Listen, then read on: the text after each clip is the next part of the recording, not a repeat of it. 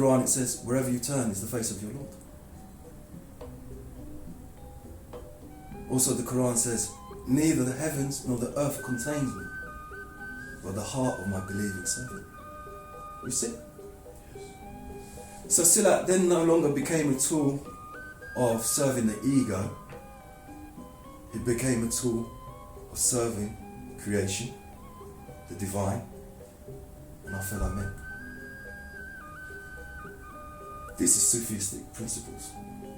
But these are universal Sufistic principles. I.e. meaning, you can find these principles within Christianity, Judaism, Sanatan Dharma, especially Vaishnavism, the Hare Krishna movement, you know? You can find it within all of these, you know? You can find it within traditional Islam. It's not just about Sufism. You can find it within the Shias, in the real teachings of the Imams, the 12 Imams, especially Imam Jafar al-Sadiq, Imam Ali, in the teachings of Imam Ali Sayyidina Ali, had a big influence on Silat, of how to fight without your ego, how to overcome your ego, which enabled him to become one of the greatest warriors within Islamic history, and was reportedly the true successor of Prophet Muhammad, you know. Again, you know, if you look at the madhabs of Islam, Shafi, Hanbali, Maliki, and so forth, they were also similar. They emphasized on tasawwuf, on purification of the heart, and doing our duty, and fulfilling our responsibility and trust that have been given to us. One of the trusts is looking after the body, the mind, not polluting it, not contaminating it, keeping it strong and pure. Purity equals strength, you know? Not torturing the body. In other words, the community, doing your part for the community. So a Silat man would become a healer, because he would know himself so much that he would know how to cure, heal, massage, so forth, traditional. So he would be normally the healer of the community, the local doctor within the village. And because he knew himself,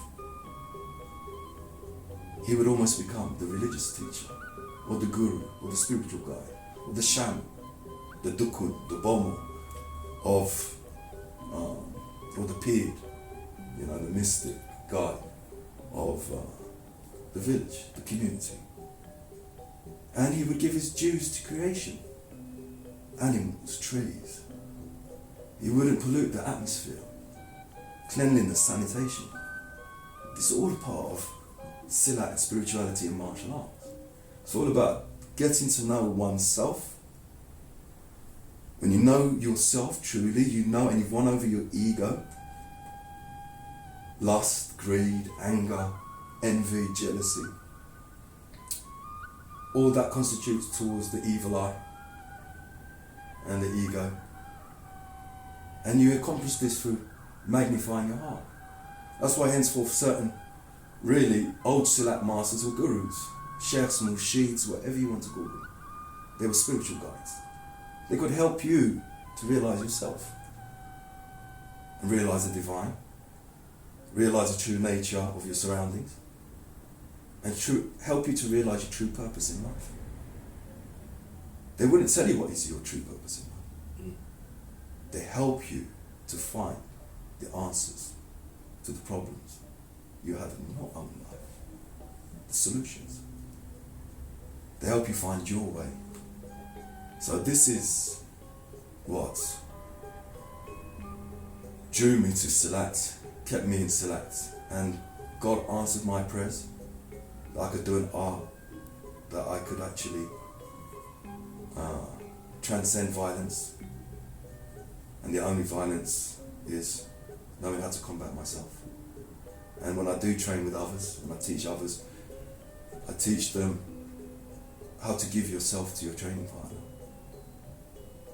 It's not about winning, it's not about losing, it's about cooperation, even in resistance, you know, even in chaos. It's a bit yin-yang. Philosophy is there, but like I said, Silat's been influenced by many different cultures influence.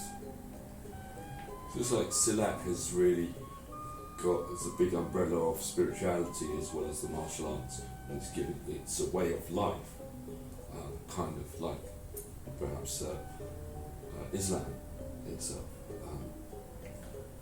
That's obviously helped yourself in your own life. How does that help you today with when you're teaching or when you're in your everyday life? Okay, so firstly I would like to not correct you, but inform you. Silat, Islam, we have a saying, there's external type people, there's internal type people. External type people look at things superficially, okay? So in Islam and in Sufism and in other spiritual ways, they say there's actually 3 types of people. One type of people is for themselves, one type of people is for the world, and one type of people is for the akhirah, the hereafter. So there's people of dunya, there's people of akhirah. What Prophet Muhammad said, and what a lot of other sages have said, is don't be one or the other, be both. Have one face turned to akhirah, one face turned to dunya. So when it comes to the dunya way, yes, it's a way of life, but it's more than that. Especially when you're taking the akhirah and the part of purification and the daily prayers and other things and chanting, zikrullah.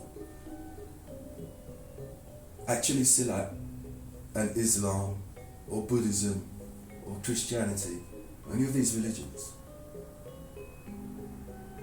is a state of being. You see? It's a state of being.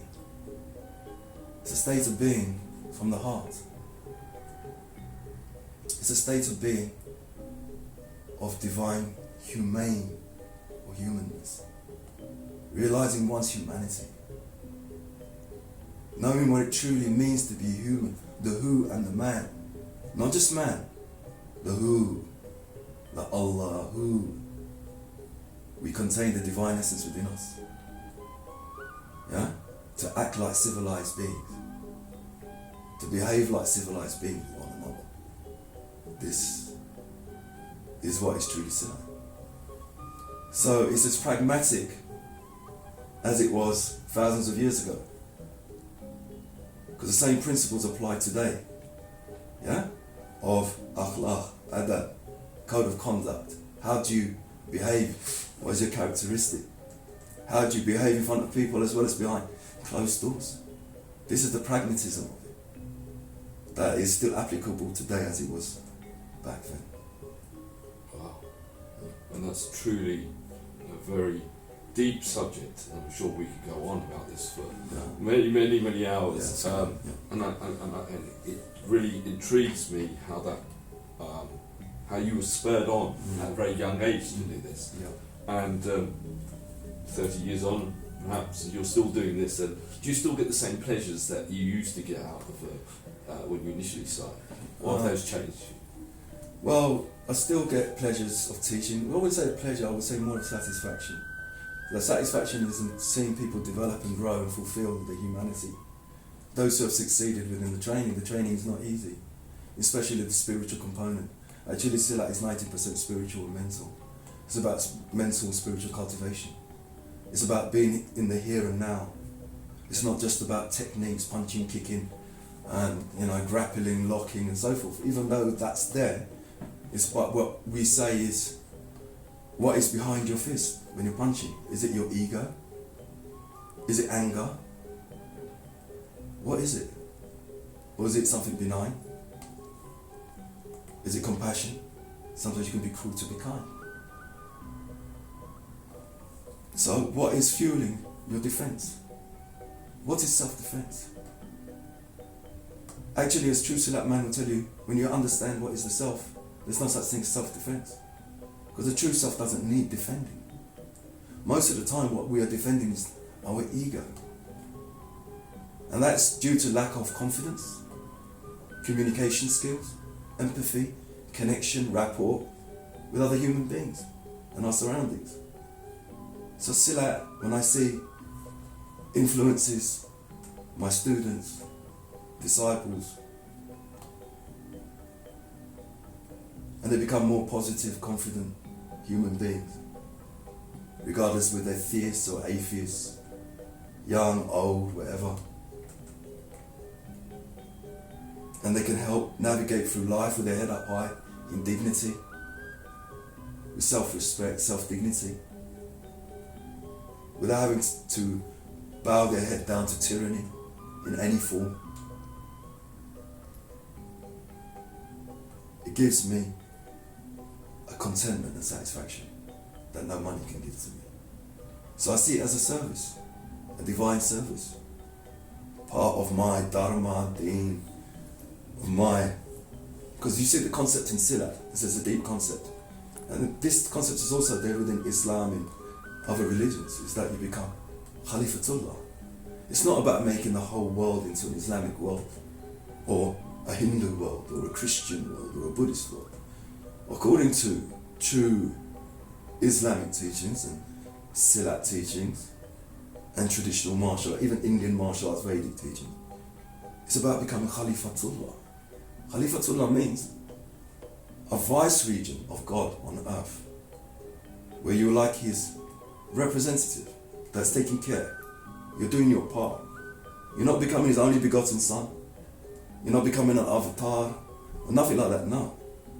You realize that you have a purpose. That purpose is to take care of everything around you and yourself as everything was given to you, manifested to you as a gift from the universe, from God, you see. And Silat for you is what in that? Silat is a state of being, as I stated before. Those who have experienced it, reached it through the hard training of taming their ego, who know the meaning of sacrifice and duty, of ownership and responsibility, know the pricelessness of being a human, as said in the Quran and by others. That at the beginning the angels seem to be higher than us, but at the end actually we are higher than angels. Even the angels desire to have human form, because with this human form we can realize the truth of everything, the truth of ourselves through self-realization and the true nature of everything around us. While other beings, according to spirituality and mainstream authentic religions, traditional, the other beings cannot. This human form of life, this body, is a gift. It's very special. They can enable us to know the mysteries of existence and the truths of existence and the truth of our being, that we are all insignificant yet important too. We are all parts and parcel of creation and of the grand scheme of things. And without us, everything is incomplete. So it's very good for people with mental health issues, for mental health wellness. 90% of my students from the past have had some form of mental health issues, and it's helped them to gain confidence, clarity, and gain congruence in their mind and within their lives. So Silat to me is a way of keeping balance, harmony, clarity, keeping my humanity, enables me to fulfill my life. Silat isn't as mainstream or well known in this country as, say, karate is, or taekwondo or other martial arts. Why do you think that is? Why is the popularity of those arts more than Silat? And what is the Because the Silat masters were shy of demonstrating. The others were ready to export their arts, and they migrated more out to the rest of the world, especially in colonial times. While the Silat masters of Malaysia, Indonesia were very humble, very shy. They didn't want to show their knowledge. It was only there for self-defense. It only came out to defend the community, to defend themselves, to defend the pious within themselves and the pious around them. So they weren't interested in fame, glory, and most Silat masters never did it for money. Yes, there was an initiation fee you would give, and you would look after your teacher by doing gardening, this and that, cooking, many things, like a son, you know? But money wasn't the issue. So none of them really tried to go out there and claim fame, name, and money. So even till today, a lot of the traditional masters, they're shy of bringing it out. But this is where I've been helping them, you know, bridge the gap. How to come out into the modern world and retain the traditional values of Silat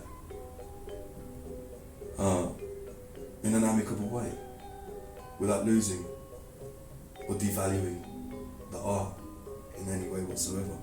There's plenty of other teachers out there. They made their fame, name, money and so forth. It's good. That's their thing. You know? But myself, for me it's not about fame, name and money, you know? It's truly about service to humanity, to God, about empowering people. So, how do you market such an art to the masses? An art that looks at you as an individual. You know, it's not like army socks, one size fits all. It takes into consideration your true nature, you as an individual. So how much time can one master give to so many people? But however, I personally feel that it's better sometimes to have a slice of the cake and enjoy it, rather than have the whole cake. So we have a saying, a little Silat goes a long way. Yeah?